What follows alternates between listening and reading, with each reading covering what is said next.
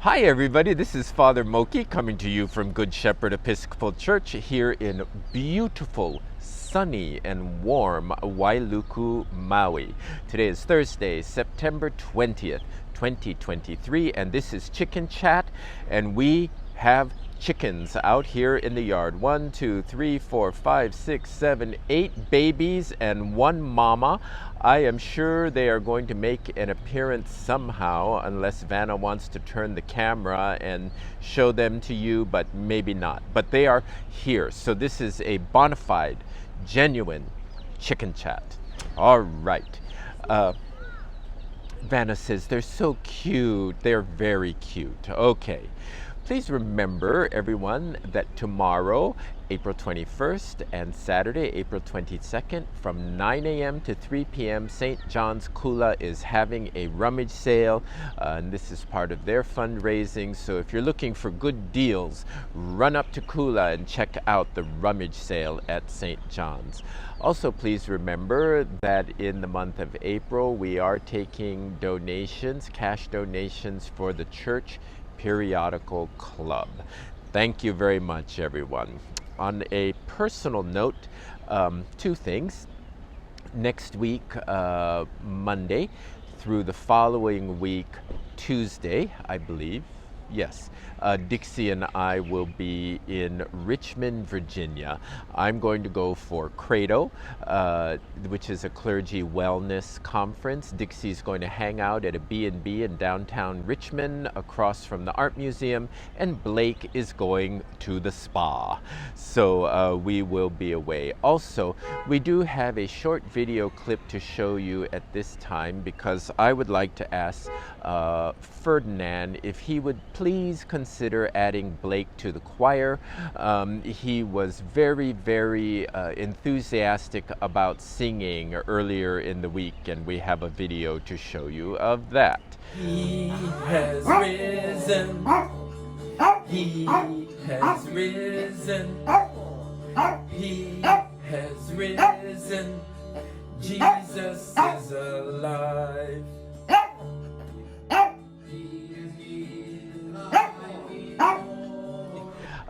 The Kabakungan family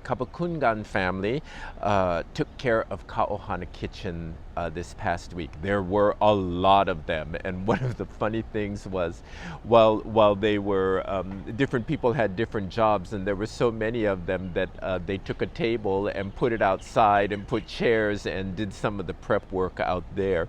Also, this coming week, for Ka'ohana, it will be the Lau family who will be taking care of that for us.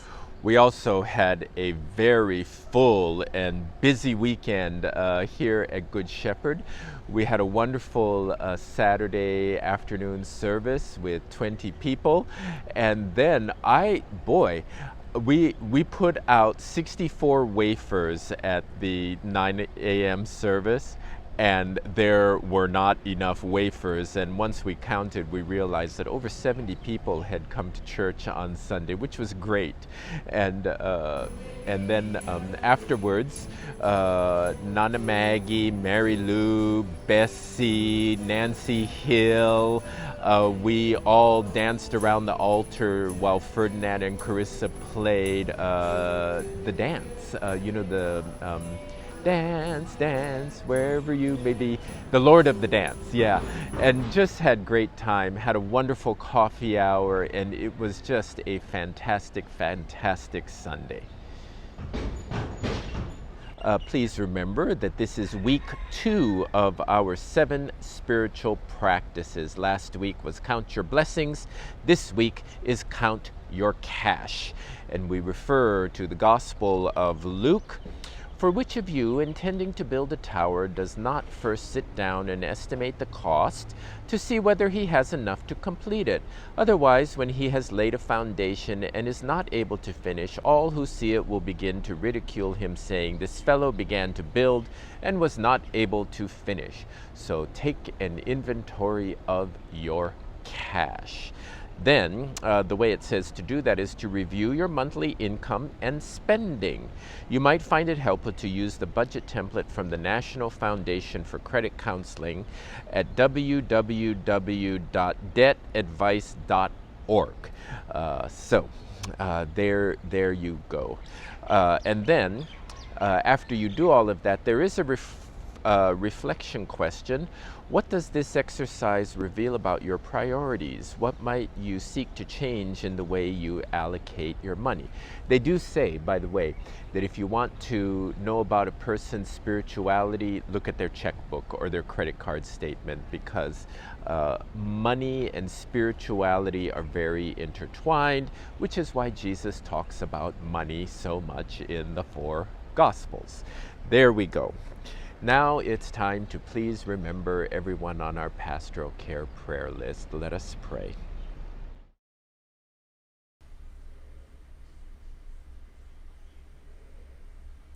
Ireneo, Eric, Purificacion, Mary, Joyce, Ewell, Jim, Cora B., Margie, Amy, Lydia, Velma, Bill, Judy, Lucille, Patricia, Catalina, Maggie, Shirley, Kathleen, Dolores, Jay, Sue Ann, Robert, Jacinta, David, Darlene, Arthur, Harry, Brittany, Sue Ann, Timothy, Jan, Serene, Chat, Monica, Joel, Ryder, Ronnie, Nelson, Lulu, Glenn, Dominga, Pilar, Arnell, Marilyn, Ernesto, Randall, Dale, Rochelle, Piscaya Ohana, Chris, Alfredo R., Brian, Cora S., Barbara, Charlesta, Brianna, Dan, Gabby, Lynn, Tomo, Brenda, Marilyn.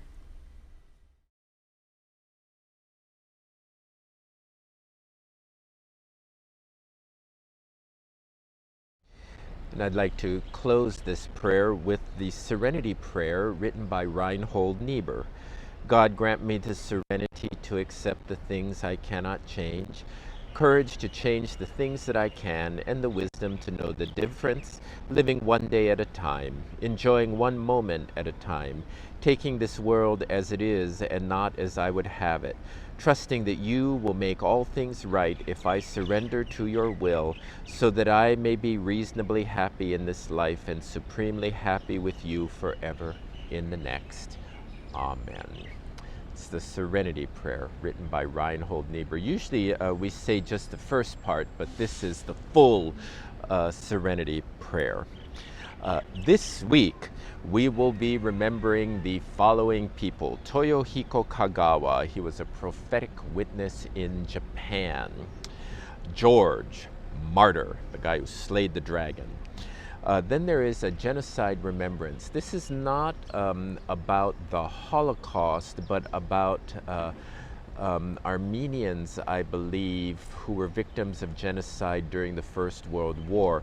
And then this remembrance has been expanded to remember all people who were victims of genocide. Then we have Saint Mark the Evangelist, Robert Hunt the priest, Christina Rossetti, Catherine of Siena, and then we have a worker of charity whose name is Zita, Z-I-T-A, Zita of Tuscany. She is the patron saint of maids and domestic servants, and she's also appealed to when you lose your keys. Oh, did you hear the rooster out there? I tell you, we have chickens. She became a domestic servant at the age of 12, and she served the same family for almost 50 years. They were the Fatinelli family, So while she was a servant in this household, who the Fatinellis, they were silk merchants, she allowed the lady of the house, Mrs. Fatinelli, allowed Zita to go to school for a year, and then she had her trained under an older maid, and then everyone was so fond of Zita and the Fatinelli family that the older maid got jealous and tried to discredit her, but Zita didn't get defensive or anything. She just, took it and prayed, and they took her piety as a form of posturing. Oh, she's just doing that so that they'll like her even more and get ahead. Okay, so I mean, this is not a very nice existence, but she stayed faithful. And then after a while, they figured out that no, she wasn't posturing, and she overcame the malice of her fellow servants. She didn't do the biblical tithe now. She took her money, she kept 1/3 for herself to meet her needs, 1/3 to her parents, and 1/3 to the poor. So not 10% to the poor, but she gave 33.333333333% to the poor. Then the mistress of the house, Mrs. Fatinelli, saw this and said, okay, she's going to put Zita in charge of all the almsgiving from the Fatinelli household. And then she went out to visit the poor in their homes and tend to their needs. And then there was this small room in the Fatinelli mansion that was set aside and isolated, and they said, oh, Zita, you can use this. So she would go out in the evenings and find people who were sleeping in the streets, bring them to this room, feed them, and give them a place to sleep for the night. Now, there's some interesting legends that have arisen as a result of this. 1, 2, 3, 4. Okay, so she was carrying bread in her cloak to give to the poor. She had this cloak and she had bread, okay? And the servants who got jealous told the master, Mr. Fatinelli, and he said, hey, you're stealing bread from the household kitchen to give to the poor, and I know it's under your cloak. And so Zita said, okay, and she opened the cloak and it was full of flowers, no bread to be found. Okay, point 1 for Zita. And then she,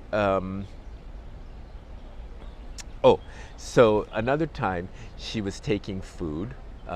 This time she really, actually the first time she actually did, but she took everything from the pantry in the Fatinelli household to give to the poor. And again, Mr. Fatinelli went and confronted her, and so they went to the stock room so that he could point and say, what have you done with all the food? And when Mr. Fatinelli opened the door after Zita had taken all the food, they found the pantry fully stocked. And then there's this thing about the miracle of the loaves. She left her chore of baking the bread for the household because the poor needed her. And so she said, oh, I'll go tend to the poor and then I'll come back later and make the bread. Well, when she came back to make the bread was already made. So the angels took care of it for her.